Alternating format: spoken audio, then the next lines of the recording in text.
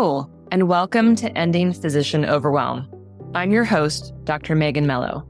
I'm a family and obesity medicine physician, as well as a certified life coach for physicians.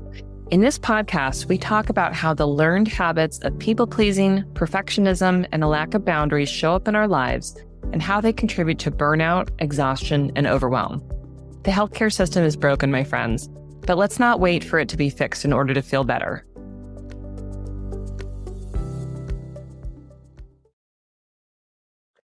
Do you fantasize about taking a sick day? Real talk. I want to actually know if part of the way that you operate is just imagining, oh, I really could take a day off. Oh, I'll just call out sick for, some imaginary minor ailment. And in your mind, you automatically go to this place and think about all the different things that you'd get done. Maybe there are tasks around the house, like cleaning out your closets or, I don't know, organizing something that's been bothering you. Maybe you think, oh, I would just nap. I would go and have coffee and take a leisurely drive. Now, for so many of us, we will have these imagined fantasies, really, about what it would be like to take a sick day. And we could see that as a reflection of us truly needing a break and only being able to justify it by actually, being sick and using up a sick day. But today we're actually talking about what actually happens when we are sick. Now, spoiler alert, you can hear in my squeaky, pubescent sounding voice, I'm recovering from something. And, that led me to really thinking about how much we suck at actually taking a sick day. So today we're going to talk about some of the things that I want you to think about, some to-dos and some to-don'ts when we are actually sick. We're not actually going down the road of the fantasy illness and taking a sick day. Although, again, if you fantasize about being sick, if you fantasize about being in a car accident and having some minor injury, right, that lays you up and makes you unable to work, or, I don't know, being in the hospital with a kidney infection. These are very real fantasies that a lot of hardworking women describe. We need to see that as a sign that it is time to give yourself a damn break.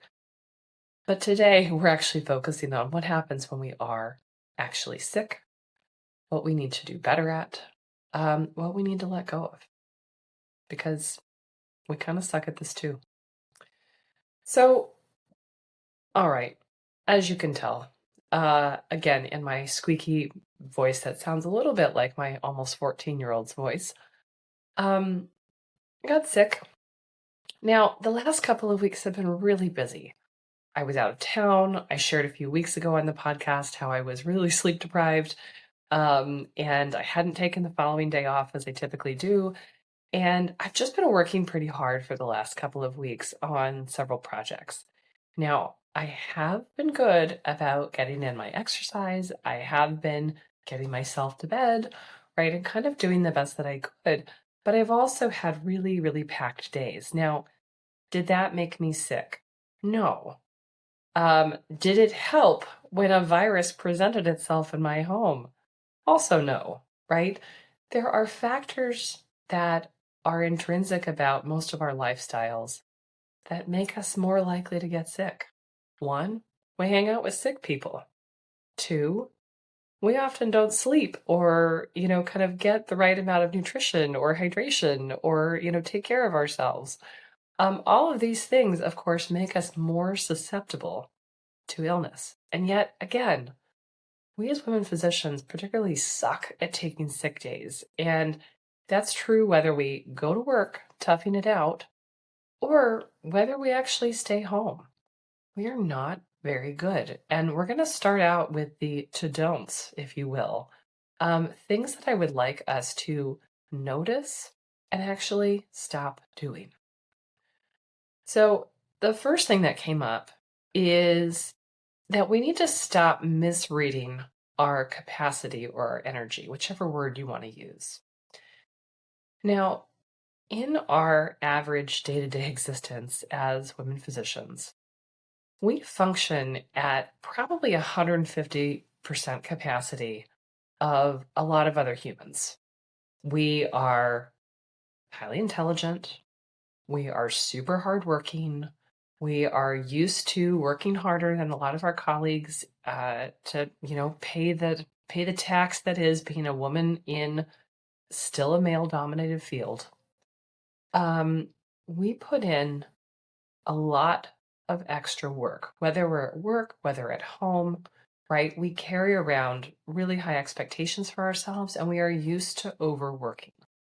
So when we are sick, we're at lower capacity, and we know that. But that sort of brings us back down to, I don't know, 80 to 100% capacity is what the perception is, right? That like, okay, well, I can't do the 20 million things that I would normally do, but I could probably do, I don't know, at least 10 million of those things, right? Wrong. When we are sick, our energy is lower than normal.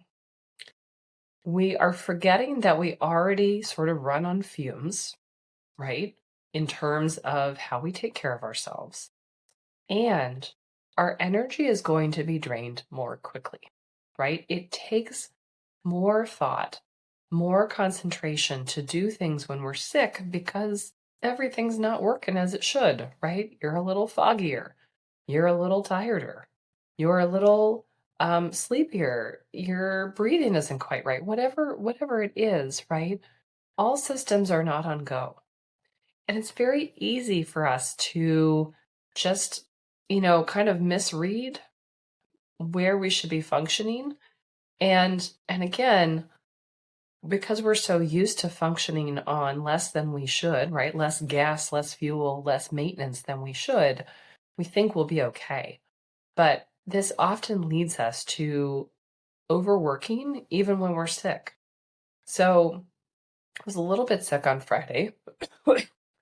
Um, and we sort of, we dialed down our plans. My husband and I were spending the day together, and we didn't do quite as much as we normally would want to. But then yesterday, so Friday night, I didn't sleep well again because of these symptoms, and then Saturday, I just felt like a truck had hit me. And today is Sunday, so I feel a little bit better, although again, not fully recovered, as you can tell.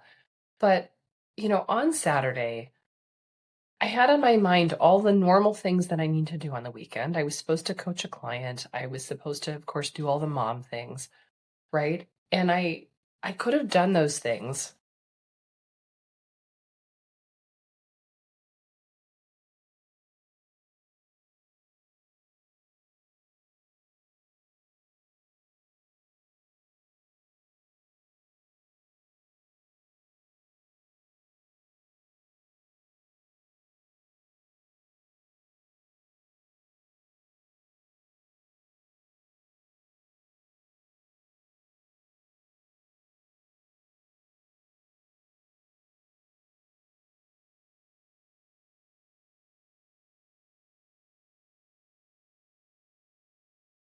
Okay.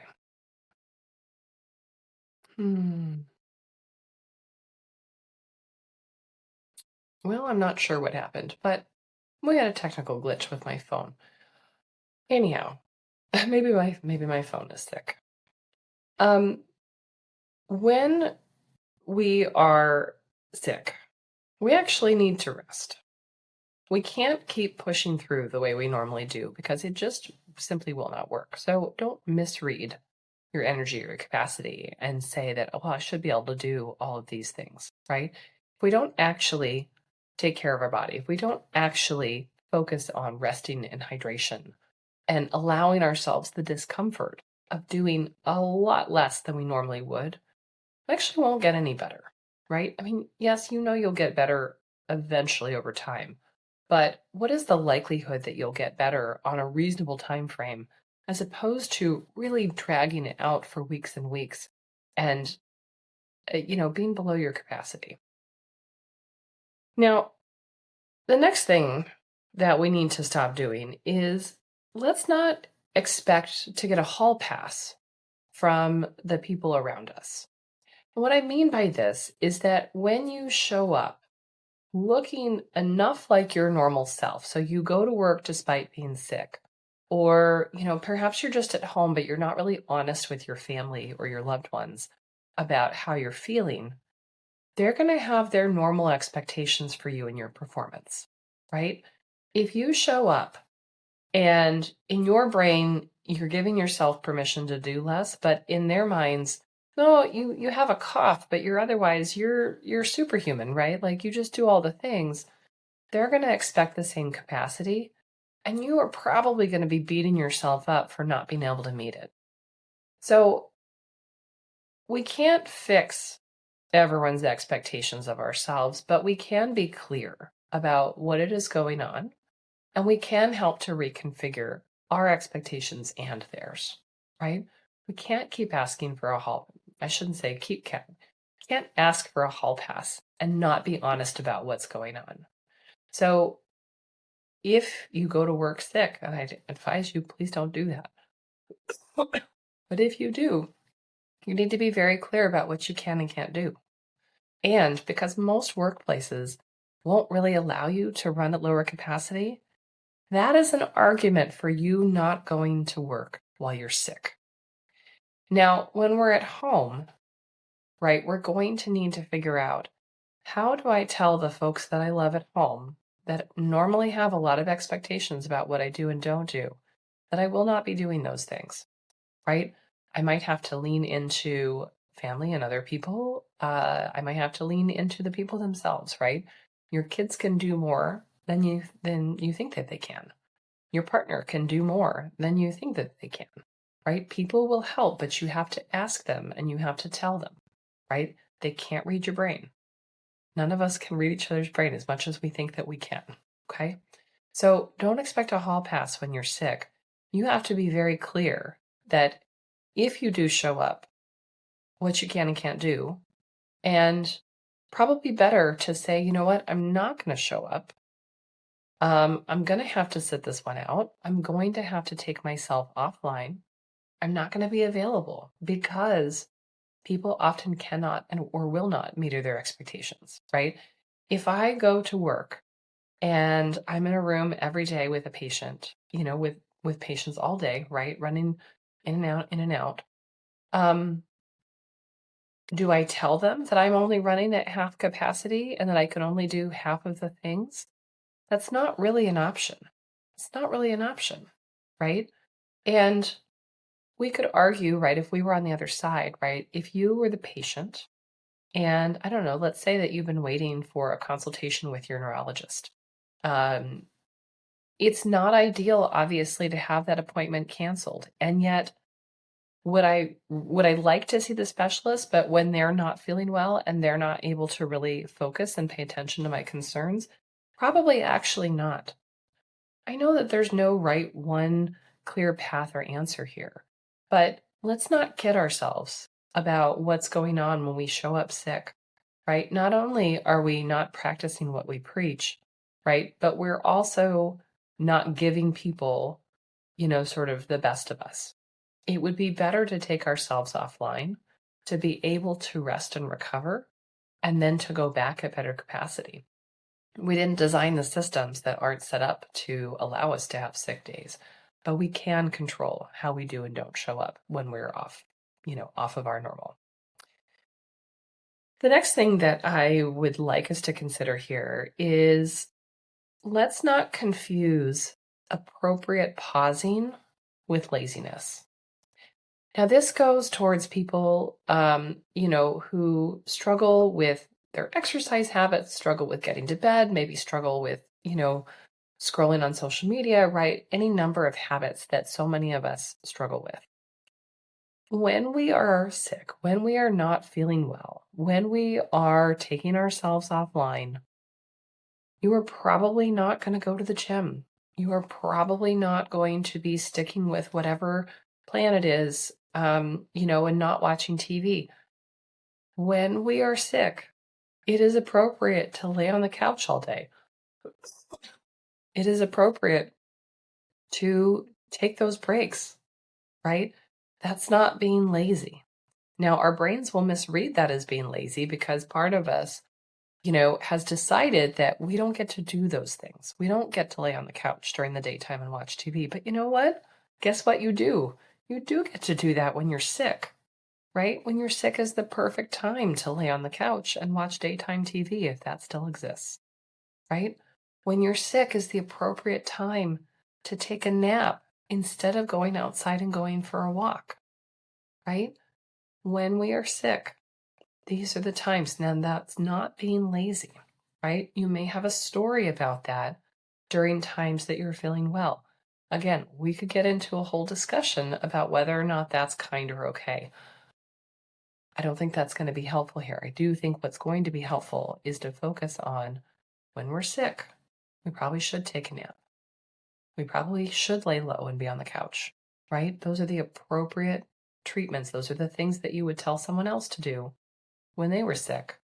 So let's lean into that idea of common humanity. It's hard to be sick. It's hard to not feel better. And we're not supposed to get up and reorganize the closet, right? We're not supposed to do that. We're supposed to rest. Okay, so those are the things that I want us to stop doing, right? Let's not misread our capacity or energy.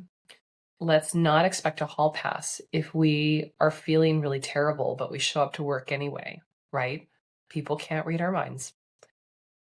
And 3, let's not confuse appropriate pausing with laziness. Now, let's talk about the things that we ought to do. I'll use the word should here. These are the things that we should do when we are sick. So first is delegate. Delegate and or ask for help, right? Different words, same idea. When we are not feeling well, we are going to need to lean into other people to take care of things that could we do them? Maybe. Maybe not. Maybe we could, but we shouldn't, right? We're going to need to ask for help. Again, that might be asking the humans that you live with to pitch in. It might be asking a neighbor for a favor. It might be telling your staff, I'm not coming into work. I'm not able to cover my inbox, right? Being clear. Again, we overread our capacity and we end up not taking proper rest because we don't ask for help, because we don't delegate, because we don't make it clear who is going to be doing those tasks when I can't. I know that our brains will feed us all the arguments, right? I'm the only one who does this right. No one else is going to do this thing for me. I get it, right? Again, we didn't design these systems that are so heavily reliant on us being in our full capacity. But when we are sick, we will need to practice asking for help. We would want that for the people that we love, right? We would want them to do the same thing. If your woman physician bestie was sick, you would want her to call out sick. You would want her to tell her office that she can't do her inbox and do telehealth, right? You would want her spouse to take over, I don't know, whatever household responsibilities, right? You would want that for her so that she can rest. So common humanity turns that around and tells us that we have to ask for help. We have to delegate. Number 2, rest. I mean, sleep more. I mean, take a nap in the middle of the day or in the middle of the morning even. I mean, stop pushing. When I was laying low yesterday, I did a few stupid tasks that didn't really require my full brain, right? I needed to pay a tax thing. I needed to finish my board certification questions for the quarter, which are multiple choice and open book, right? I was like, yep, I'm just going to take care of these dumb things. Thankfully, that was kind of enough to let my brain settle down. Then I took a really, really lovely nap. Those were the right choices for me yesterday. And I'm glad that I did because today I'm feeling better. Can I magically correlate that? I'm just going to say yes. I want to set myself up for hopefully being able to go to work tomorrow. If I wake up and I feel terrible, I'm not going, right? But this weekend I wanted to take better care of myself, right? So that I'd be ready for the week. I've already canceled a few other things, right? These are the right steps so that we can recover faster. We know it intellectually, and yet actually doing it is hard, right? It is sometimes hard to lay your butt down on the couch and not do something, but it is still the right thing. All right. Number 3, I kind of already touched on this one, but knock off the little naggy things that you can do while you're horizontal, right? That don't take a lot of your brain capacity or your energy. There's a deadline and I don't know, it's a couple weeks from now. Well, I was able to just take care of it. I was like, you know what? I'm going to knock this one off because I'm not going to be doing anything more exciting, right? Again, I realized, oh, it's almost the end of the quarter. It's time for those quarterly question energy, right? Again, I needed to pay a dumb tax thing. It's been on my to-do list and was able to sit and do my little multiple choice open book questions, right? Okay, done. It's okay to do a little bit, but you want to keep it low lift, low energy, low stress, right? We all have that list of what those things are. The other thing that we can use here is we can actually take the time to put those things on the schedule, right? Do you have your quarterly maintenance of certification questions or whatever, that you need to do that there is a deadline, but it's like a long deadline, right? You have all quarter to do it. If there's no time that's set aside on your schedule, right? It's not going to get done or you're going to procrastinate like I do, right? Put it on the schedule. Like, oh, yep, that's a thing. I've done this. I'm going to have to tweak my system, I realize, because sometimes, I've got a little reminder, but it comes in a way that I don't really resonate with anymore. So sometimes we got to trick our brain, right? Like, let's pick a different system. But allow yourself to take care of some of those things. Okay. Number 4, my friends, we are just having all sorts of technical glitches and, we're just going to run with it because I trust us to figure it out on the other side, but it's a little stop and start, then it's a little stop and start. Okay. But number four of the things that you should do when you're sick is allow for warm, comfy, and cozy, right? This is the time for fuzzy socks and cozy blankets, right? I've got all kinds of throat and chest teas, blah, blah, blah, blah. Allow yourself the luxury of feeling comfy and cozy when you're not feeling well, right? You've spent far too long in starchy, dry feeling scrubs, uncomfortable in a cold operating room. All right. And then number 5, let go of the guilt. It's so common that we will feel guilty for feeling sick, that we will feel guilty for not being at our full capacity, because we've internalized this idea that not only are we superhumans who run at super high capacity, we're also not allowed to break down. Of course, we do break down, right? Because we do get sick, or we have an accident, or some other kind of injury. If you have had a pregnancy, right? If you have kids, right, or dogs, or something, people around you get sick too, right? And sometimes in your life, you have to step out and be a caregiver. There are many reasons why we might not always be running at full capacity, and we might have to pause and step out, right? But just because there are times when you're not at full capacity, times that you have to take a break, does not mean that you should feel guilty about it. Again, we've been led to believe that we are not human in many ways, right? That we don't have human bodily needs, that we don't have human emotional needs, right? And that we should just be able to operate for hours and hours and hours on end, for days and weeks and years on end, at full capacity all the time. None of that is true.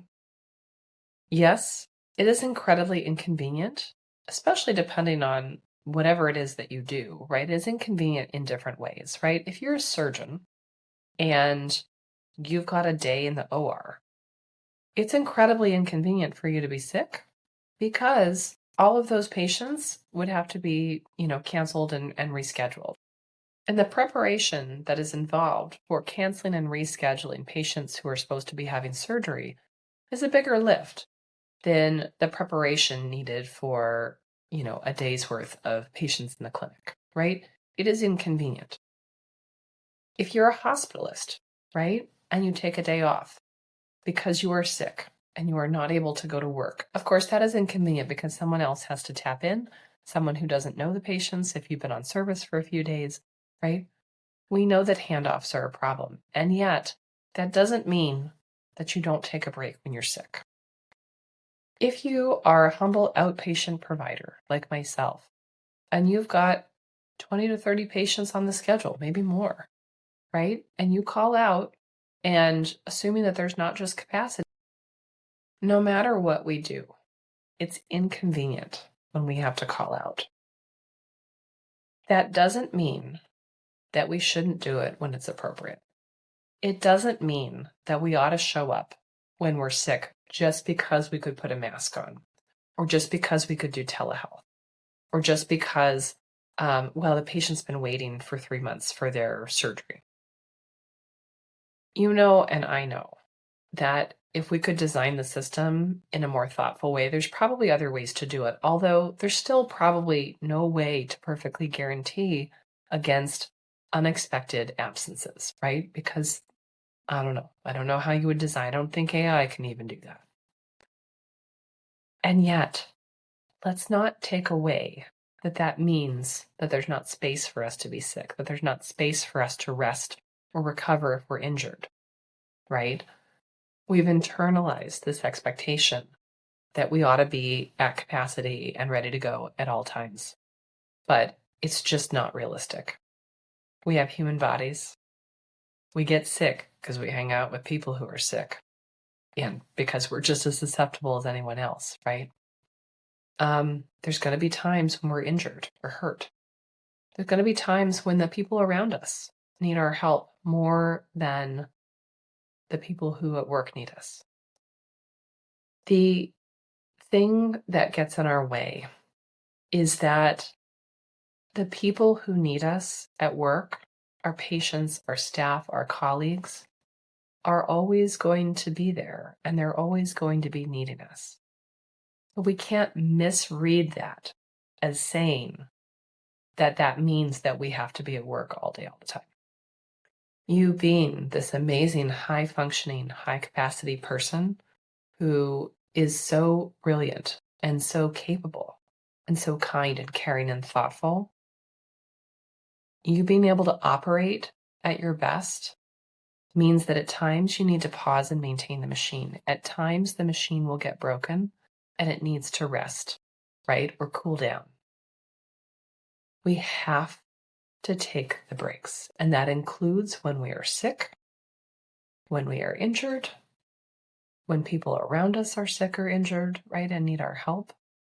It includes time off for normal rest and recovery. It includes time off for vacations and longer periods of rest. It includes the time that we take for learning and for maintaining the board certifications and making sure that our credentialing and our license crap is up to date, right? Because we have to do that in order to keep doing the work that we want to do.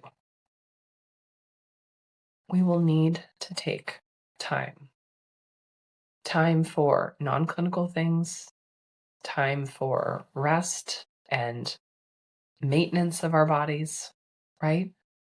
Time for fun, right? We didn't even get there because that's not the purpose of today, but that's necessary too. So let's recap. Now, my recording device has been glitching, and so giving my assistant a real challenge here. We'll see how she does with the editing. But before we end, let's review the 5 things that you're going to need to do when you are sick and pulling yourself offline. 1, delegate. In other words, ask for help.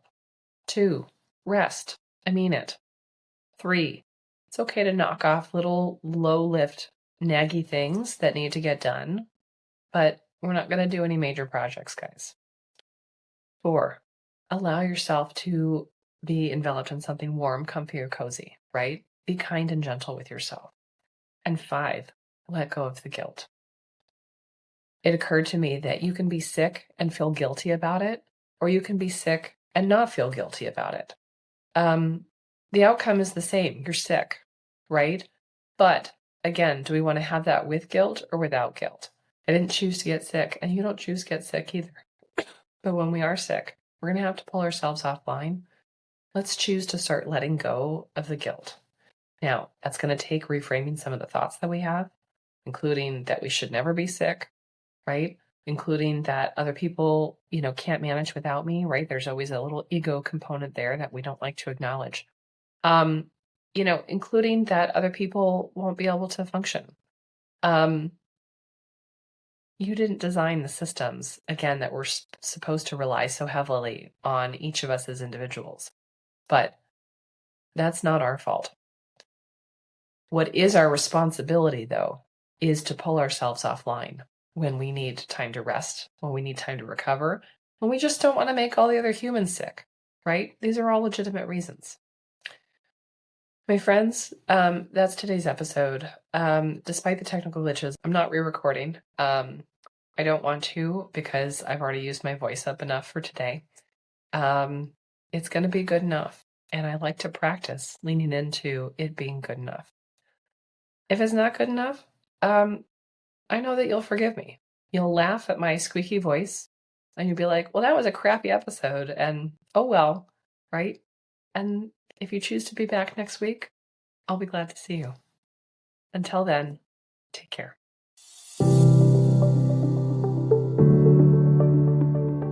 Well, that's our show for today. Thank you as always for listening. To learn more about my coaching programs, head to www.healthierforgood.com. And if you love this podcast, please drop us a review on iTunes or support the show by clicking the link in the show notes. Until next time, take care.